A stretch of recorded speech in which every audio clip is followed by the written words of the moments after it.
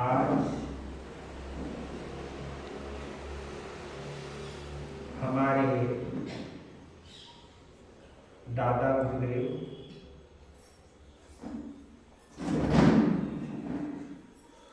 बाल ब्रह्मचारी स्वनाम धन्य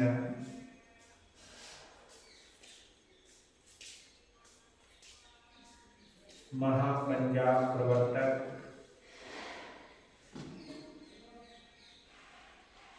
गुरुदेव श्री भागवत जी महाराज साहब का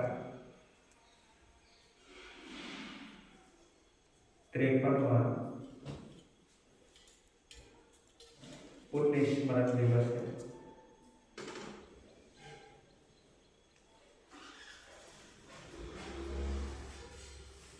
मैंने तो उन्हें कभी देखा नहीं,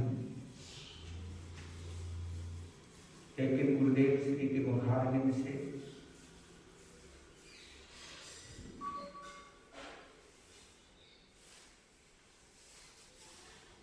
उनके चमत्कारी व्यक्तित्व को कहूं,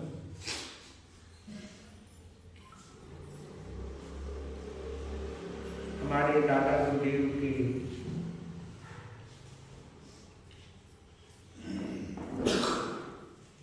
फक्कड़ फकीर की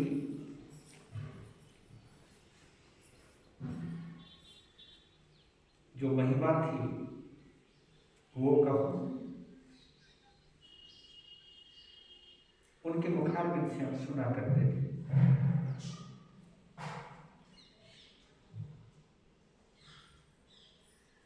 हमारे उपाध्याय भगवान को श्री रविंद्र जी महाराज साहब, उनको जब उनकी अंतिम यात्रा में भाग लेने का मौका मिला,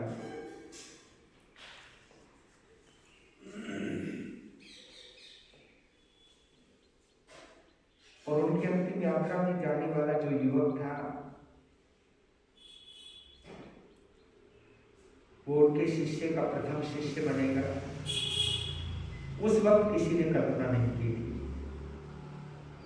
लेकिन घटनाएं जब घटित होती हैं तो घटती चली जाती है।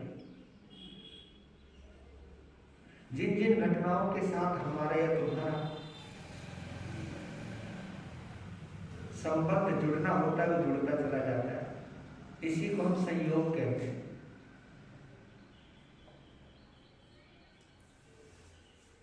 सन 90 से पहले तो हमने भी नहीं सोचा था कि हम देहरादून आएंगे। हमने कभी भी कल्पना तक नहीं करी थी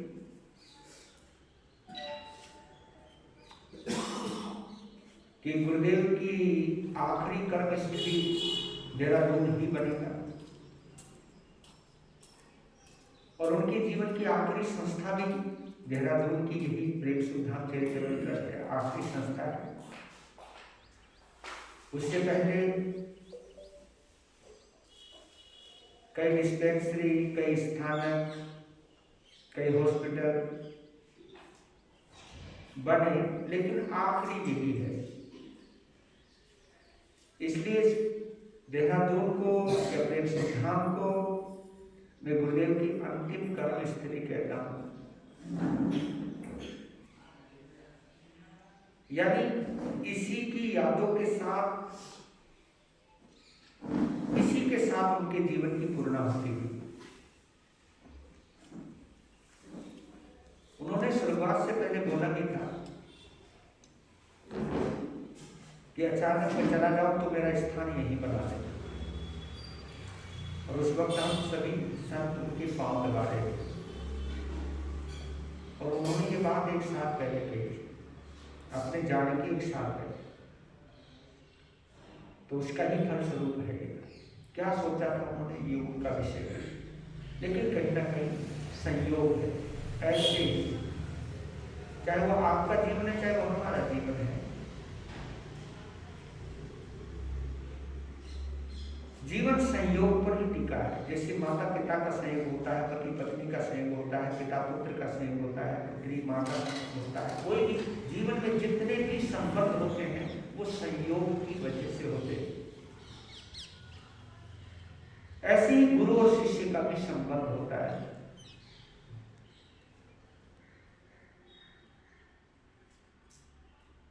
मेरे गुरुदेव अपने गुरुदेव के बड़े दीवाने थे।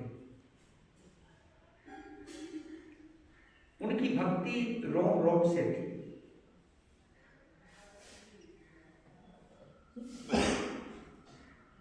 और मेरे गुरुदेव को आखिरी दिनों में ही उनकी सेवा करने का मौका मिला था।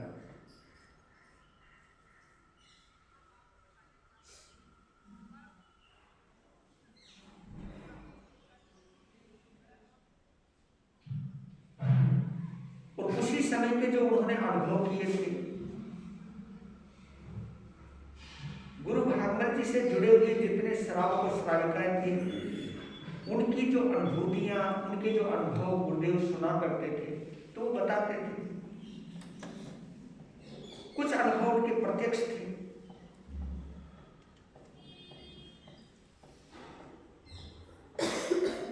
क्योंकि अपने गुरुदेव के साथ उनका सानिध्य केवल 10 साल का रहा, आखिरी पड़ाव जिसको हम बोलते हैं।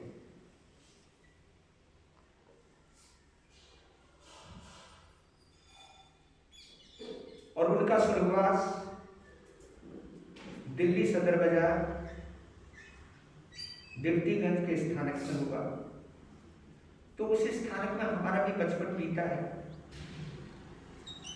उसी स्थानक में मेरे गुरुदेव बैरागी के रूप में भी आए हैं। और वो स्थानक हमेशा संतों से भरा हुआ रहता था। हमारे बाबा गुरुदेव के स्थानापति बनने से पहले, स्थानापति बोलते हैं जब हम एक स्थान को चुन लेते हैं आखिरी श्वास तक के लिए, उसको बोलते हैं स्थानापति।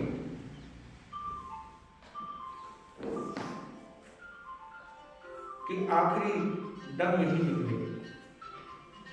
तो उस समय हुआ करते थे स्थान, अब तो बहुत कम रह गए। नहीं तो लुधियाना हुआ, आगरा हुआ, सदर बाजार हुआ, ये कुछ ऐसे स्थान थे जहां पर संत थानापति रहते थे। अंबाला हुआ,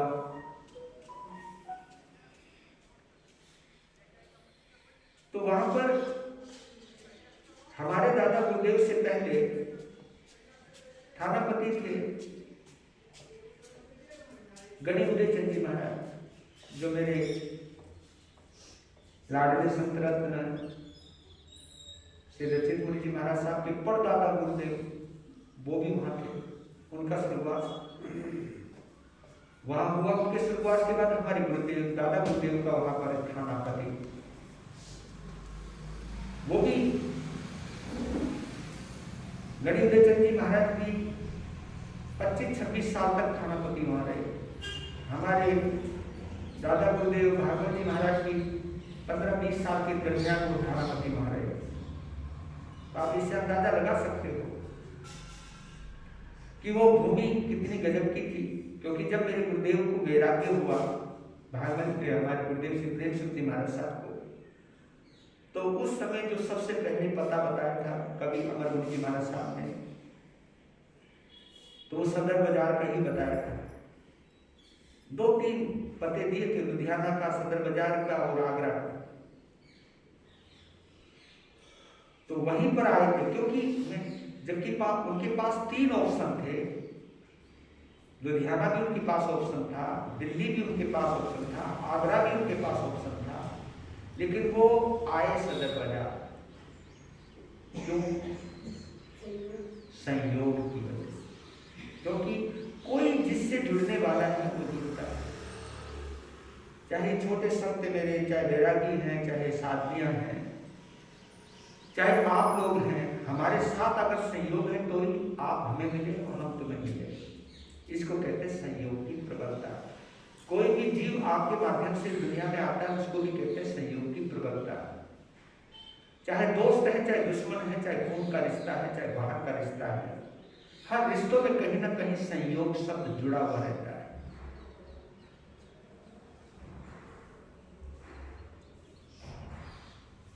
उनके व्यक्तित्व की चर्चा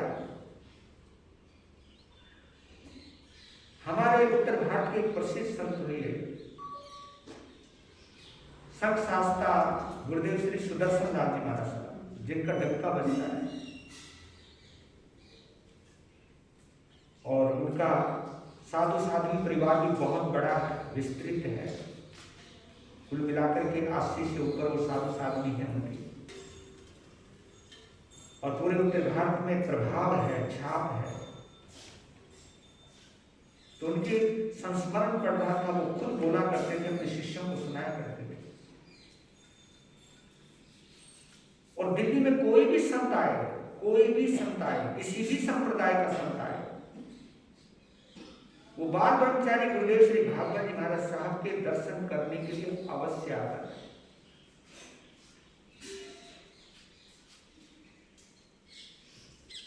उसमें बड़े बड़े संत, क्या बड़े बड़े आचार्य आनंद ऋषि जी महाराज जी स्पेशल वहां पर गए, क्योंकि उनका व्यक्तित्व इतना महान था। लोग चर्चा करते एक दूसरे से जब मिलते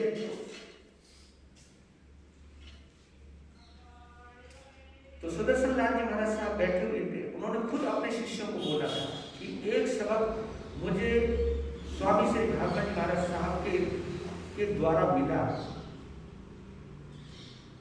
तो जैसे दर्शन किया, दर्शन करने के बाद जब वो बैठे तो उनका पाँव ऐसे था, यूं बैठ गए थे, उनके आगे ऐसे करके बैठ गए थे, यूं। तब कहा था, सुदर्शन, ये टांग जो तूने टांग के ऊपर टांग रखी है, ये साधु का आसन नहीं है, ये अहंकारी का आसन है, और तुम्हें अभी बहुत दूर जाना है, बहुत ऊंचाई तक जाना है।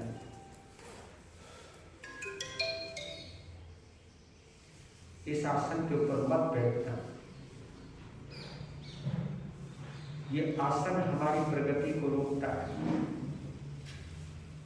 ये आसन हमें जमीन से दूर कर देता है, ये अहंकार का आसन है। तो सुदर्शन दास जी महाराज साहब अपने संतों को कहते थे कि उस दिन के बाद मैंने कभी टांग के ऊपर टांग रखकर नहीं बैठा। सबक लेने वाले लेते हैं, बुरा मानने वाले मानते हैं, लेकिन जिन्हें ऊंचा जाना होता है वो कभी बुरा नहीं मानते, और जो बुरा मानते हैं बड़ों की बातों का, वो कभी बड़े नहीं बन पाते। ये कुछ सिद्धांत है, कहते ना ऊंट के पांव पालने में नजर आ जाते हैं। जिन्हें बड़ा बनना होता है वो विनयवान बनते चले जाते हैं, जो विनयवान होते हैं वो बड़े होते चले जाते हैं, लेकिन जिनके अंदर अहंकार होता है वो नीचे गिरते चले जाते हैं। और आपको ये भी बतला देता हूं कि उनके प्रथम शिष्य जो हुए अर्ध शताब्दी पंडित रत्न श्री त्रिलोकचंद जी महाराज साहब, बड़े गजब की विनय मूर्ति थे, विनयवान थे, जबकि उनको पंडित कहा जाता था। वो अर्ध शतावधानी थे, यानी लोगों की भीड़ चाहे 500 की बैठी हो, 500 की भीड़ में से 50 व्यक्ति जिन शब्दों में क्वेश्चन किया करते थे, जिस लहजे में क्वेश्चन किया करते थे, उन शब्दों को हूबहू बोल देना, उनके क्वेश्चन को दोहरा देना। आपने मेरे से कोई क्वेश्चन किया, जितने शब्द आपने उपयोग किए उतने शब्दों को वापस रिपीट करना,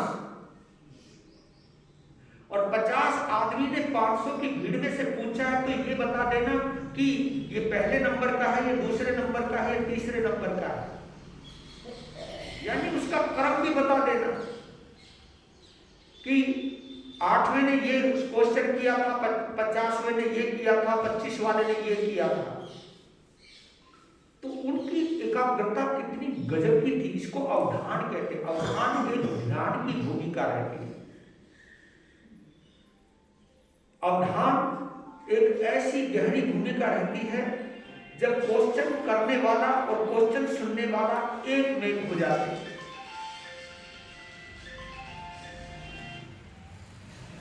ऐसे महान पंडित अर्ध शताब्दी पंडित रतन श्री त्रिलोकचंद जी महाराज साहब उनके प्रथम शिष्य हुए।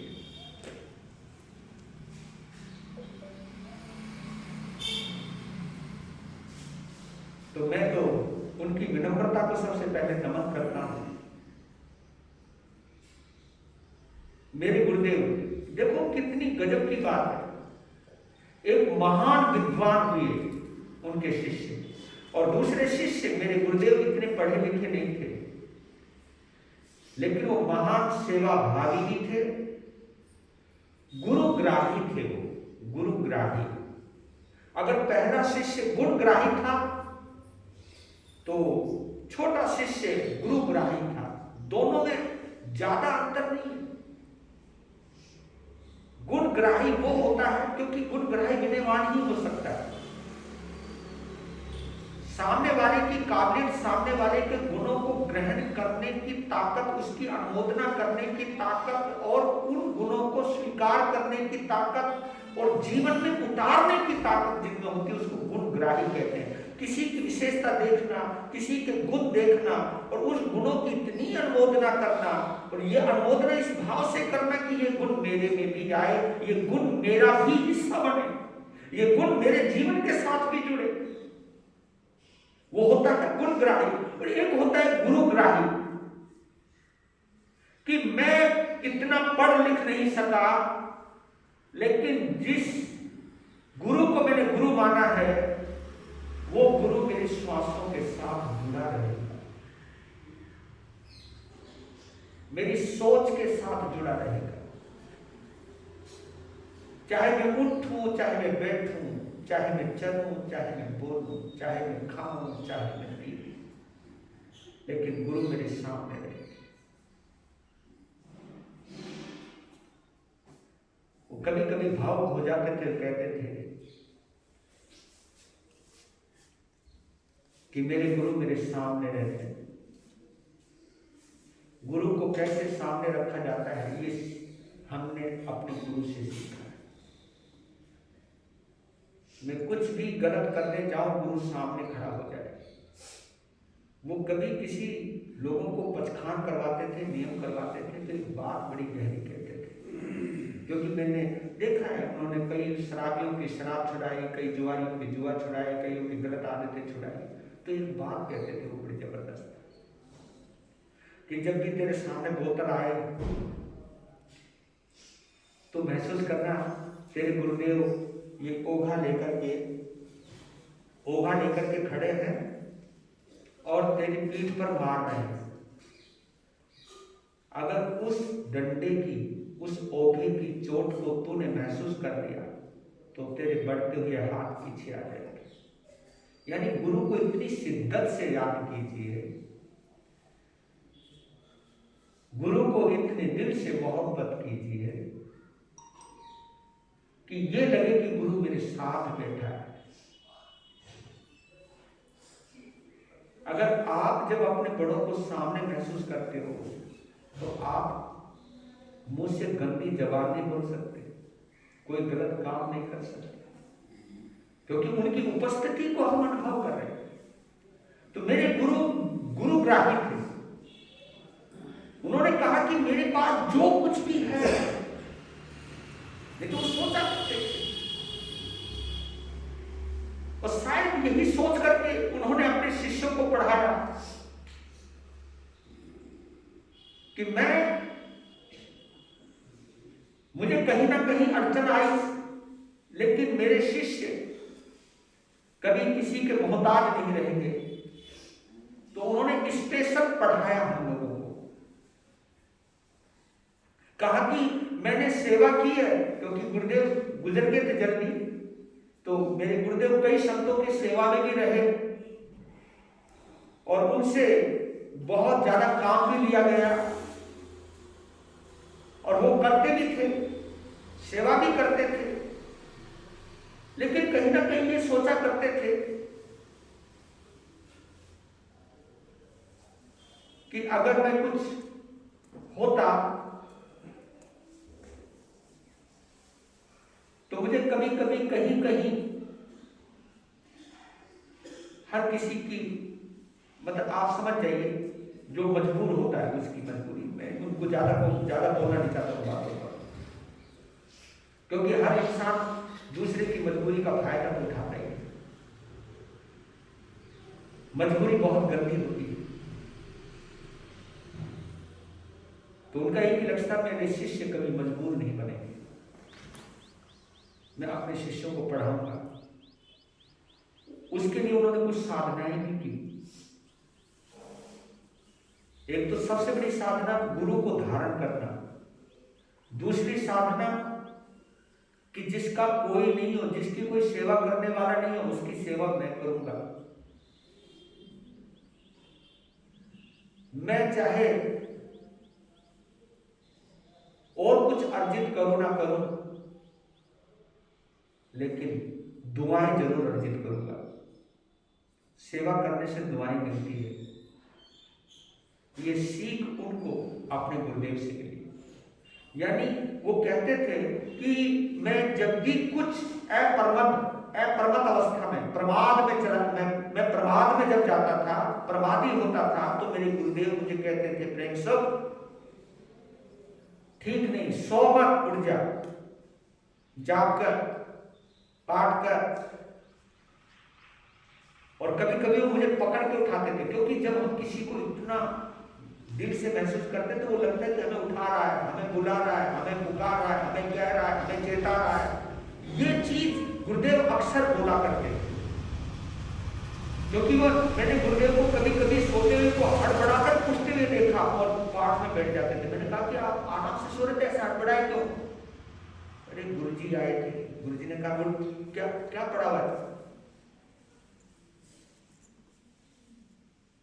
मेरी सावधानी जितनी है वो मेरे गुरुदेव की देन है। मेरी साधना जो भी है वो मेरे गुरुदेव की देन है। वो अपने गुरुदेव को हमेशा मानते थे, सम्मान सभी का करते थे, लेकिन श्रद्धा जो थी वो बाल ब्रह्मचारी स्वामी सिद्धार्थ ने निभाया, क्योंकि उनके साथ ऐसी जुड़ी हुई घटनाएं, उनके थूक में भी चमत्कार थी।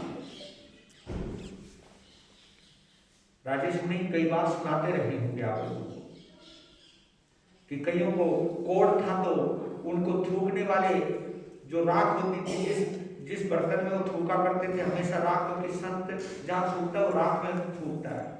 वो इसलिए थूकता है ताकि वहां कोई कीटाणु पैदा ना हो, कोई जीव पैदा ना हो। राख एंटीबायोटिक भी होती है और वो जीवों को पैदा नहीं करती है। तो ये चीज हमारे लिए भी मानी जाती है। पानी जो बनाया जाता है, त्रासक पानी जो बनाया जाता है, वो इसलिए बनाया जाता है ताकि पानी के अंदर जो गंदे कीटाणु वो खत्म हो जाए। तो आप ये सोचिए, वो राख के अंदर जो थूका करते थे, वो राख और थूक दोनों मिल जाते थे तो कोड़ियों के कोड़ दूर हो गए। एक महिला को बच्चे नहीं होते थे तो वो राख अपने पेट पे बना करती थी तो बच्चे पैदा होते। तो ऐसे ऐसे कई चमत्कार ये साधना से आते।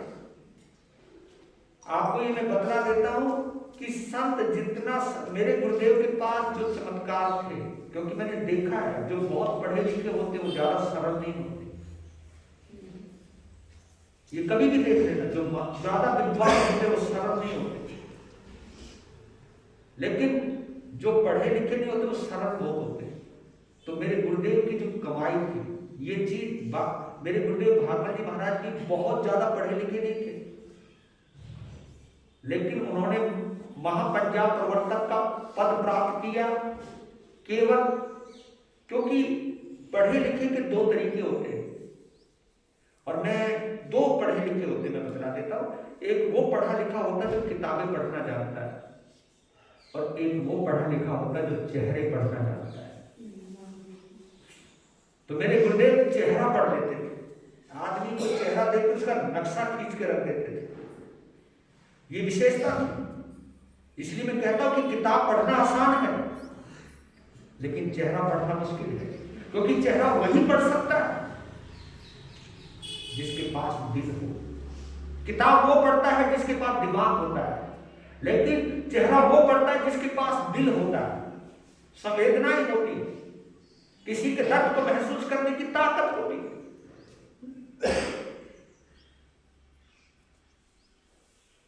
तो यही सबक मिला मेरे गुरुदेव से कि किताब उतनी ही पढ़ना ताकि तुम किसी का चेहरा पढ़ना ना भूल जाओ।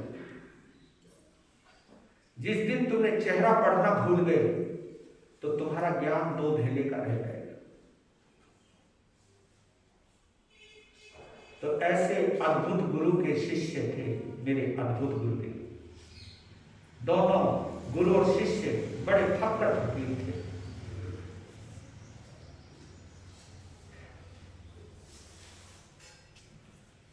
और ये परंपरा यहाँ पर गुरुदेव की पुण्यतिथि मनाने की परंपरा भी राजेश मुनि जी ने प्रारंभ करी देहरादून में। वो इसलिए कि सीएम गुरुदेव श्री प्रेम सिंह जी महाराज साहब ने, क्योंकि उनको अक्सर स्वप्न आते रहते गुरुदेव के, क्योंकि यही रचा है, यही बचा है, यही पसता रहता है, यही रहता है। अपन लोग तो इधर चले जाते, कभी इधर चले जाते, हमारे को पता नहीं कहाँ की हवा लग जाती है। राजेश मुनि को तो एक ही हवा लगी हुई है, वही प्रेम सिंह जी महाराज की, वही देहरादून की। तो जो भी कुछ वो एक बार कहा उन्होंने कि तुम मेरी जयंतियां मनाते हो, मेरी वो मनाते हो, मेरे गुरुदेव की पुण्यतिथि जरूर मनाएंगे। और मेरे गुरुदेव भी अपने गुरुदेव की पुण्यतिथि मनाते थे। जन्मदिन आचार्य सम्राट आनंद ऋषि जी का मनाते थे, लेकिन पुण्यतिथि वो अपने गुरुदेव की मनाते थे। तो कहा कि मेरे गुरुदेव की पुण्यतिथि जरूर मनाएंगे। तब से प्रारंभ किया गुरुदेव की पुण्यतिथि मनाने का राजेश मुनि जी ने, क्योंकि वो कहते कि मैं अगर यहाँ हूँ तो मैं अपने गुरुदेव के बिना नहीं रहता। तो ये फोटो जो गुरुदेव के साथ उनके गुरुदेव की लगाई हुई है, वो इसीलिए लगाई हुई है कि जिस फट्टे पर मैं हूँ, उस फट्टे पे मेरे गुरुदेव को जरूर रखना, क्योंकि वो मेरे से जुदा नहीं, मैं उनसे जुदा नहीं, हम दोनों को साथ रखना। तो गुरुदेव के साथ उनके गुरुदेव श्री भागवत जी महाराज साहब का चित्र भी रहता है। और सच कहता हूं भैया, ये चित्र तभी तक चित्र रहते हैं जब ये देखने की वस्तु रहती है। लेकिन ये चित्र भी हमारे चरित्र बन जाते हैं जब हम इन्हें दिल से महसूस करते हैं। पहचानने के लिए चित्र है और जीने के लिए चरित्र है। ये चित्र इतने जबरदस्त होते हैं, प्यार हो जाए तो ये चरित्र बन जाता है। नहीं तो चित्र तो है, चित्र केवल पहचान के लिए होता है, लेकिन जब प्रेम इतना गहरा होता है, वो चित्र भी हमारा चरित्र बन जाता है। तो किसी को इतनी शिद्दत से प्रेम कीजिए कि सामने वाले का व्यक्तित्व आपका व्यक्तित्व बन जाए, सामने वाले का चित्र हमारा चरित्र बन जाए। ये जैन धर्म बड़ा खूबसूरत होता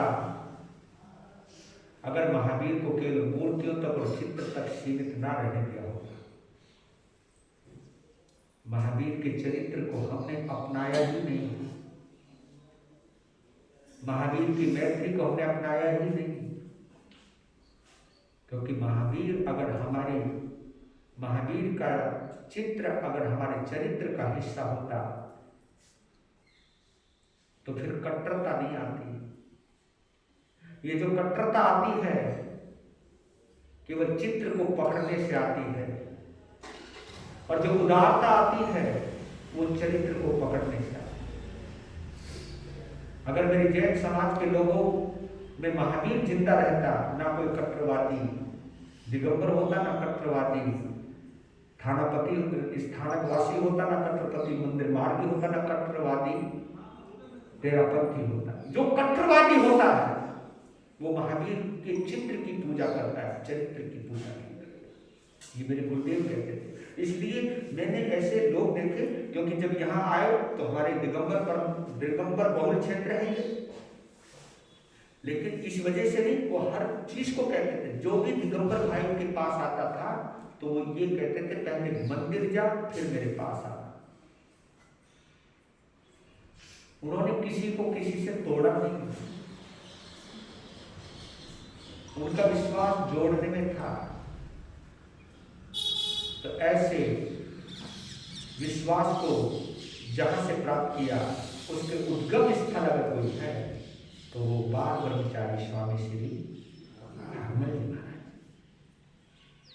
तो आप सभी प्यार से बोलिए, बोलिए दादा गुरुदेव श्री भागवत जी महाराज की जय। बाल ब्रह्मचारी स्वामी श्री भागवत जी महाराज